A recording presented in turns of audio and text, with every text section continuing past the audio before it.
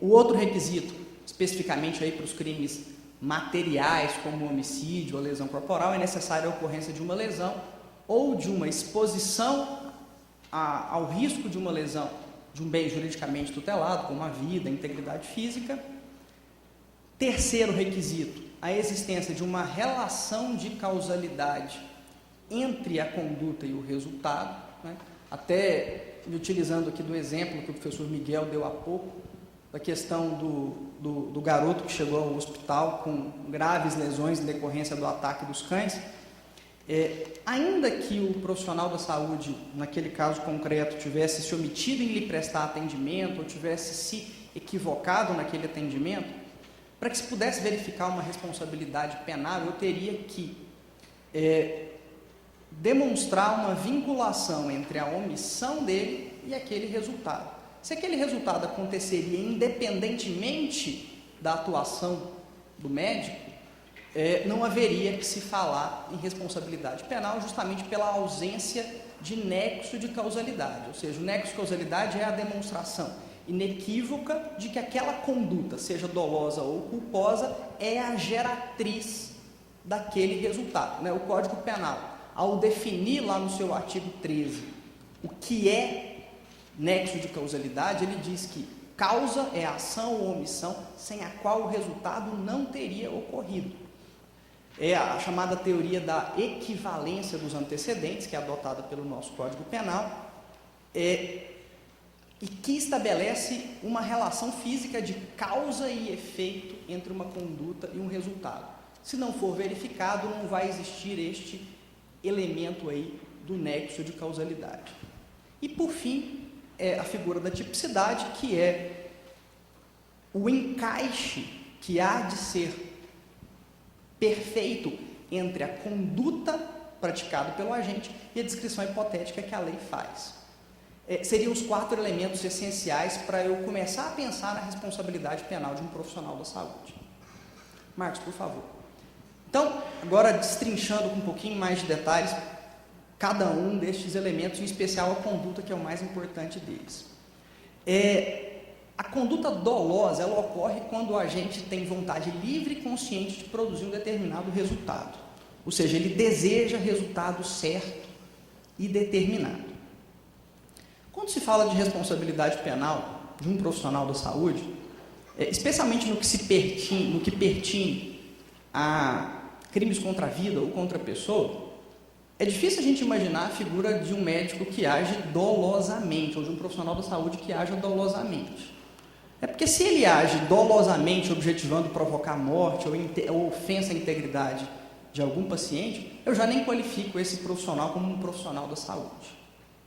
Então, responsabilidade penal a título de dolo de um profissional da saúde, eu poderia imaginar, por exemplo, na situação de violação de sigilo profissional, falsidade de atestado médico, e outras figuras. Agora, com relação a crimes contra a vida ou contra a pessoa, o mais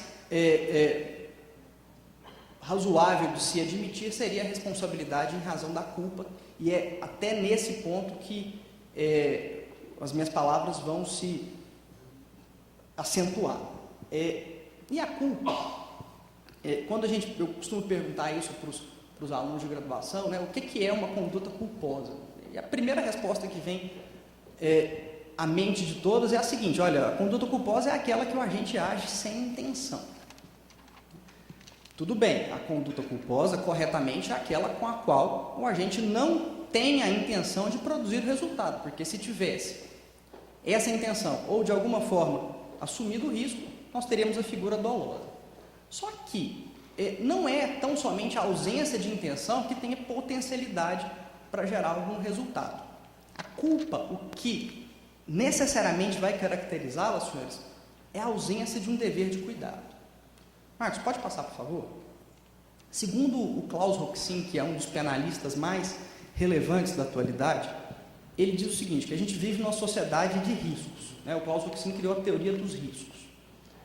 Nós, normalmente, na nossa vida cotidiana, nós praticamos condutas que, de certa forma, envolvem uma dose de risco para outros bens juridicamente tutelados.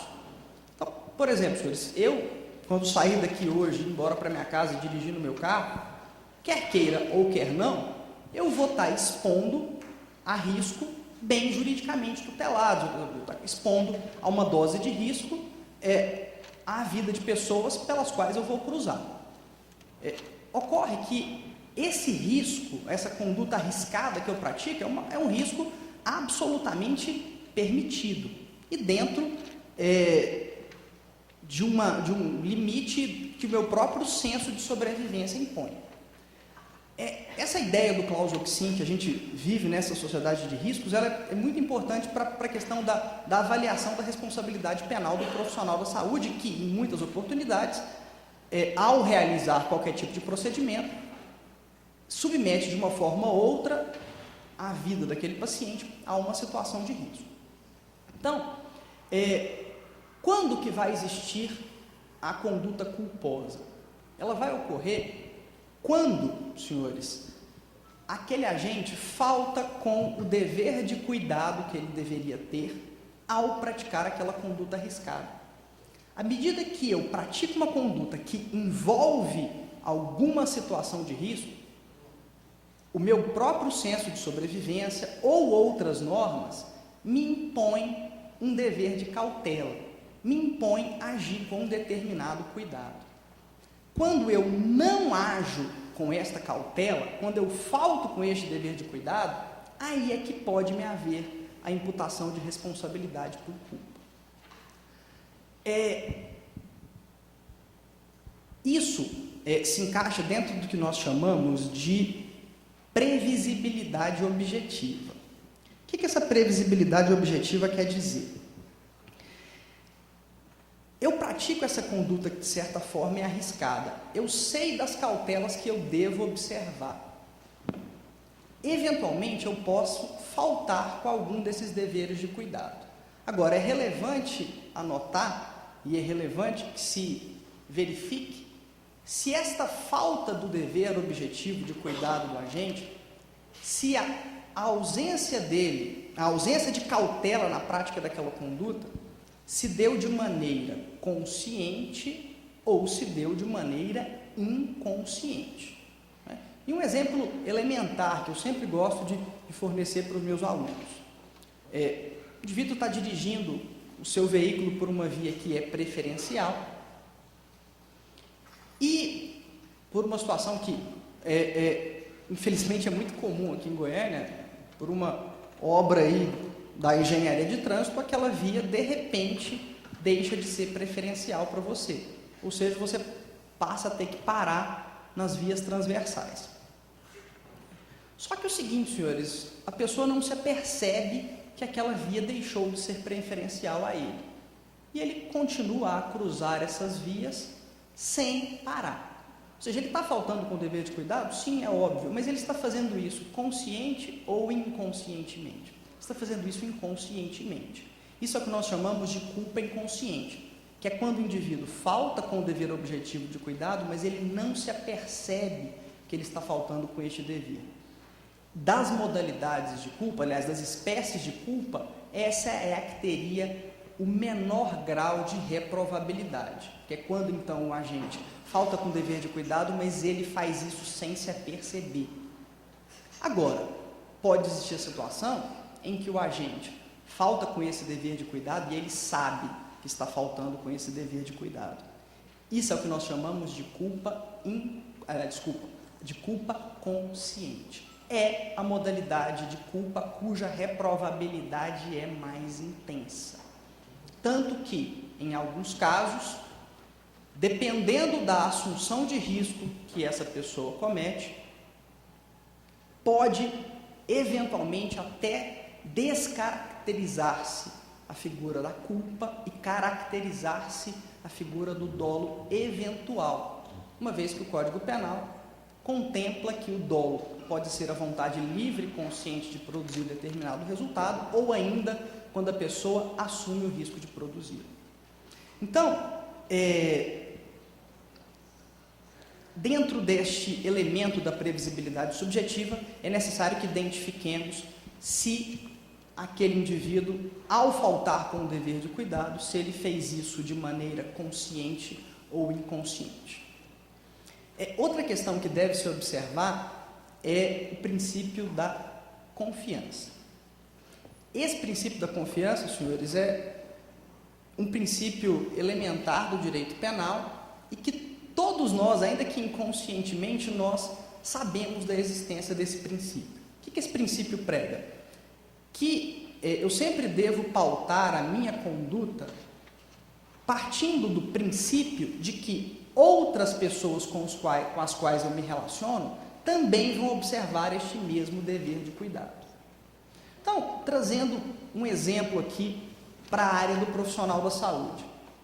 Um médico cirurgião, durante a realização de um procedimento, ele age baseado na confiança de que seus auxiliares, de que seus companheiros de ato também agirão observando os deveres de cuidado. Imaginem, senhores, se durante um procedimento cirúrgico, um cirurgião teria condições de, por exemplo, ao pedir à instrumentadora, a um colega, uma seringa com uma determinada substância, se ele teria condições de, durante aquele procedimento, verificar se aquela seringa contém mesmo, de fato, aquela substância a qual ele pediu. Ele age baseado na confiança de que os outros também agiram de maneira adequada. Agora, este princípio da confiança, ele deve ter a sua caracterização, de certa forma, não mitigada, mas observada com uma certa cautela, quando se trata, por exemplo, de uma situação em que o cirurgião está acompanhado, por exemplo, de médicos menos experientes, que estejam em fase de treinamento e que ainda não tenham ainda a habilidade e a perícia suficiente para auxiliá-lo durante aquele procedimento. Nesse caso, ele deve se cercar de uma maior cautela, ou seja, o princípio da confiança não é mitigado, mas deve ser observado com um pouquinho mais de parcimônia. Tá? E agora, pode aguardar um pouquinho, Marcos, o outro ponto que nos importa, a questão da previsibilidade subjetiva. A previsibilidade subjetiva é a forma como o indivíduo pode faltar com esse dever de cuidado. São as clássicas modalidades de culpa, que seriam a imprudência, a negligência e a imperícia. Pode passar, Marcos, por favor. Primeira delas, senhores, a imprudência.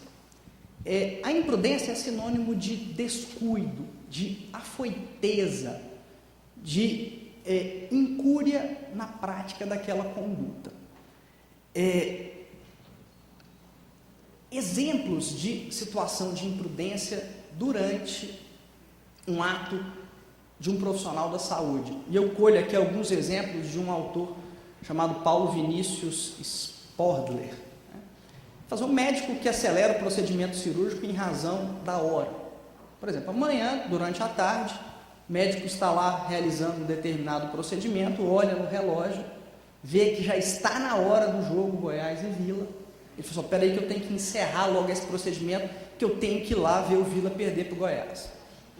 Então, ele, de certa forma, acelera aquele procedimento, ou seja, o pratica de forma afoita. Ou seja, senhores, ele até sabia o dever de cuidado que ele deveria ter na prática daquela conduta, mas ele falta com esse dever de cuidado justamente pela pressa, pela afoitez. Outro exemplo talhado por esse mesmo autor é a situação quase que absurda, mas que infelizmente já há notícia de situações como essa, do médico que realiza procedimento embriagado. Ele também estaria agindo imprudentemente.